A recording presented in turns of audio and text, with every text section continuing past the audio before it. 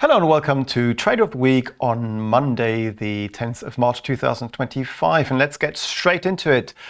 I would like to go long the S&P 500. Yes, I know. Everybody's been selling it for the last few weeks, and we even had a short Nasdaq trade we wanted to put on a few weeks ago, which would have worked out really fine had we gotten into it. But anyway, let's look at this week's Trade of the Week. Why long the S&P 500? Well, basically, as you can see here, on Friday, we dipped down to our key support area. Can you see here all these highs going back to July of last year and the highs from August and September of last year, and also the early October and late October lows here and early November lows. They all come in at around the 5,670, 80 area or so.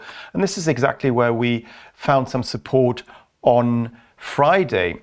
Now, we formed this hammer formation, and obviously the hammer formation is a bullish reversal signal, but only if it gets triggered, only if we rise above the high seen on Friday. So we haven't done that yet because we're doing Trade of the Week on Monday. But since we held at that key support area, and because if you look at the Fear and Greed Index, this is the CNN Fear and Greed Index, and you can see that on their website, it's freely available. We've been in extreme fear territory for the last 2 weeks, and that quite often acts as a contrary indicator, at least in the short term.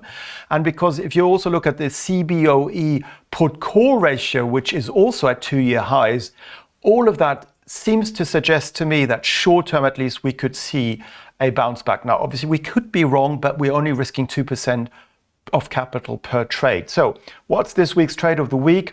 For these technical reasons, for these sentiment reasons, what I would like to do is to go along the S&P 500 at 5,710, so at current levels, with a stop loss not just below Friday's low. Ideally, I'd like to do that, but in case today we have a bit of volatility, we go slightly below it intraday, maybe put our stop just below 5,600 here, leave ourselves a little bit of breathing room with an upside target around the 5,800 or 5,900 area. So a short-term bounce back in this now downtrend that we've seen over the last 3 weeks.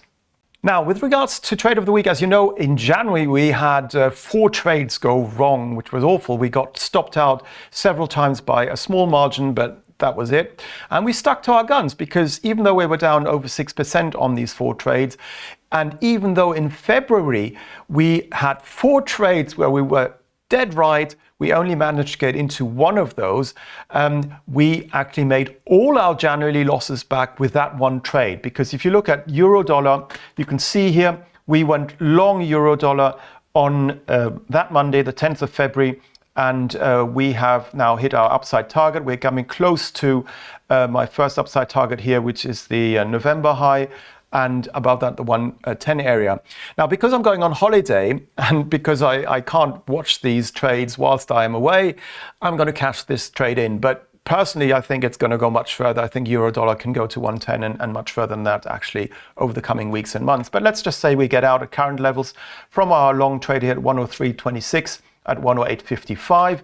And we also had last week's trade, which was long the Australian dollar versus the US dollar, and we did that long one here. We bought it just here, and we're right on that one as well, and we can cash this one in also at 63.28 here. So if we were to cash all our trades, the long trades, euro dollar and Aussie dollar in, we would now be up by over a percentage point since the beginning of the year, wiping out all those previous losses because we stuck to our rules, we stuck to our guns, we managed our risk, and we knew that with our strategy in time, we would get some winners. So this week's Trade of the Week, just to reiterate, is to go long the S&P 500 with a stop loss just below 5,600 and an upside target between 5,800 and 5,900.